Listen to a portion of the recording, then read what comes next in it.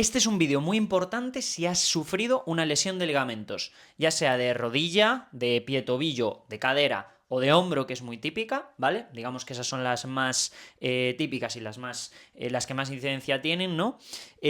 Vamos a ver por qué es clave una lesión de ligamentos en la que está muy implicada la inestabilidad, ¿sí?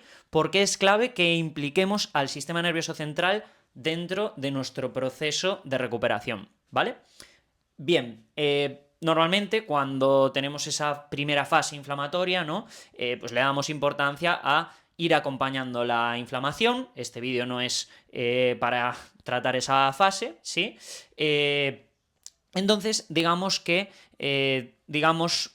nos vamos a lo que son dentro de rodilla, ¿no? Las lesiones de ligamentos laterales, las lesiones de cruzados, ¿no? Incluso las luxaciones de rótula, ¿sí? Porque siempre va a haber implicación de todos esos ligamentos ahí, ¿no?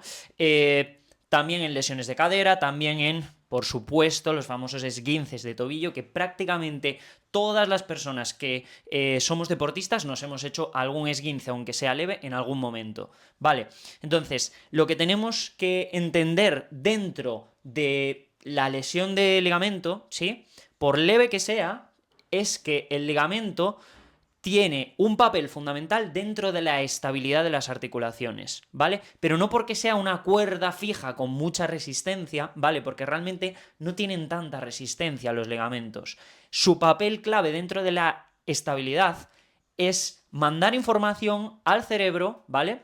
Para que éste pueda tomar las decisiones correctas a la hora de estabilizar esa articulación, ¿no? Principalmente a través de la activación muscular, ¿vale?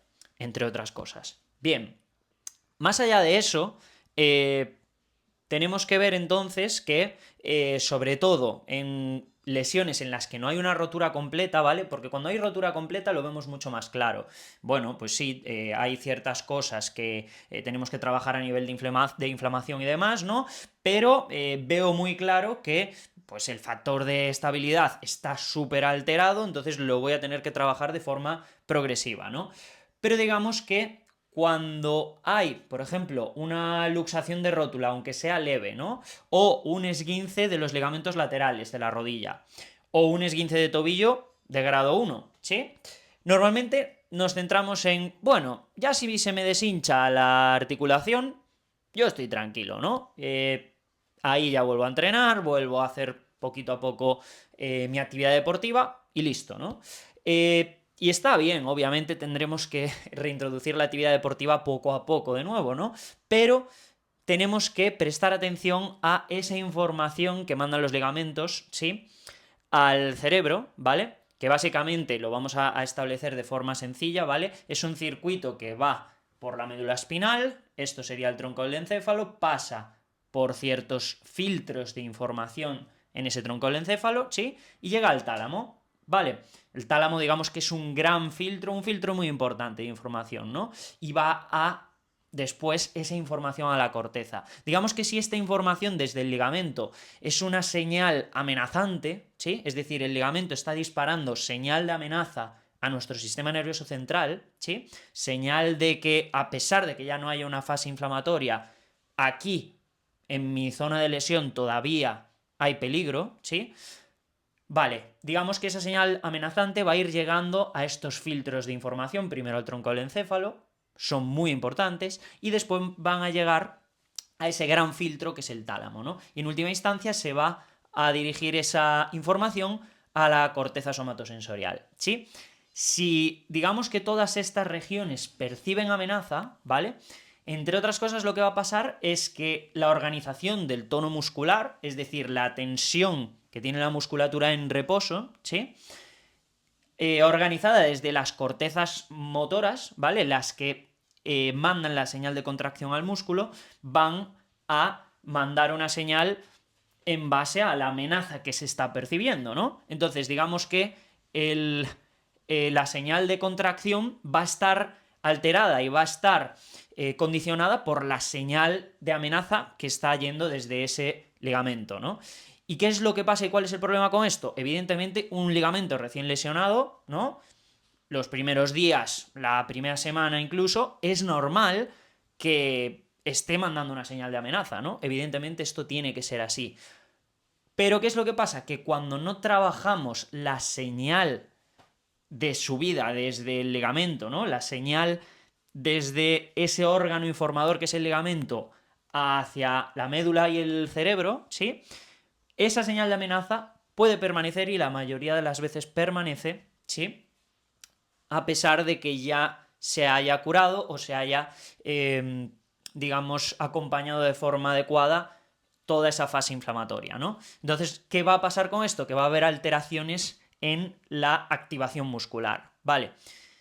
Y a veces esto puede provocar dos extremos, o bien una inestabilidad, ¿sí? Y que haya mucha más probabilidad de nuevos esguinces de tobillo, de nuevas luxaciones o de nuevas elongaciones, nuevos esguinces de ligamentos laterales o incluso roturas parciales de cruzados, ¿no? Digamos que más probabilidad de que vuelva a pasar esa lesión, ¿no? E incluso de que sea más destructiva que la anterior, ¿no? Entonces, no solamente es importante trabajar la parte sensorial, ¿no? La información que va desde los ligamentos para que se organice bien el tono muscular y demás, ¿no? Sino también para que no vuelva a haber una nueva lesión, ¿sí? Estamos trabajando sobre factores de riesgo claves para que esa probabilidad de lesión se reduzca lo máximo posible, ¿sí? Bien, entonces, digamos que si trabajamos para que esta señal no sea tan amenazante una vez hemos curado la parte inflamatoria, ¿no? Vamos a contribuir a que la musculatura se organice mejor desde el sistema nervioso central, ¿sí? Y que, al fin y al cabo, pues esta articulación tenga unas condiciones mucho mejores, incluso a veces que antes de sufrir esa lesión, ¿no? Pero siempre es muy importante que tengamos en cuenta esa información ascendente al cerebro, ¿sí? Y las lesiones previas que hayas podido tener, porque a lo mejor estamos hablando de que has tenido un esguince del ligamento lateral interno en la rodilla, ¿sí? O una rotura parcial de cruzado, ¿sí? Y es clave que tengamos en cuenta, por ejemplo, si has tenido un esguince de tobillo previamente a eso, porque esto puede estar condicionando la señal de entrada al sistema nervioso central y por tanto toda la organización muscular del miembro inferior, ¿sí? O si has tenido un esguince incluso en la pierna contraria, ¿sí? Lo mismo con dolores o lesiones a nivel de cadera, ¿sí? Es decir, el glúteo medio, ese gran estabilizador de todo el miembro inferior y que es clave que se active de forma adecuada para estabilizar la rodilla y el pie, ¿sí? Nos lo encontramos muchas veces apagado, o más bien inhibido por el sistema nervioso central, ¿sí?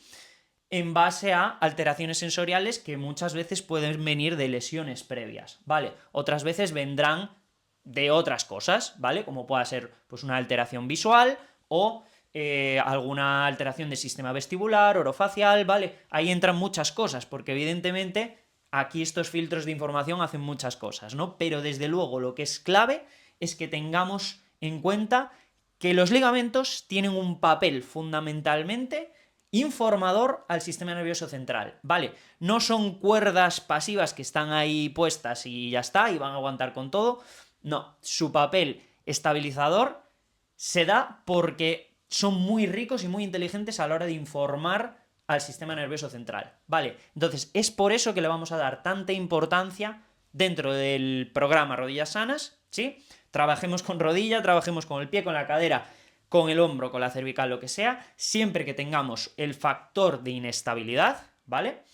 Va a ser clave que revisemos toda esta parte y este comportamiento reflejo que hay desde el ligamento, ¿vale? Entonces, si ya estás dentro del programa, esto es sobre todo para que lo entiendas y para que sepas cuál es ese circuito reflejo y por qué le vamos a dar tanta importancia en el trabajo que hagamos, ¿sí? Y si estás viendo este vídeo y quieres que te ayude o que te cuente cómo podemos trabajar uno a uno con todo esto, ¿no? Y trabajar, en este caso, los factores de estabilidad, ¿sí? Me escribes al enlace que te dejo en la descripción del vídeo, ¿sí? Es el enlace de WhatsApp y ahí me pides información y lo hablamos, ¿sí?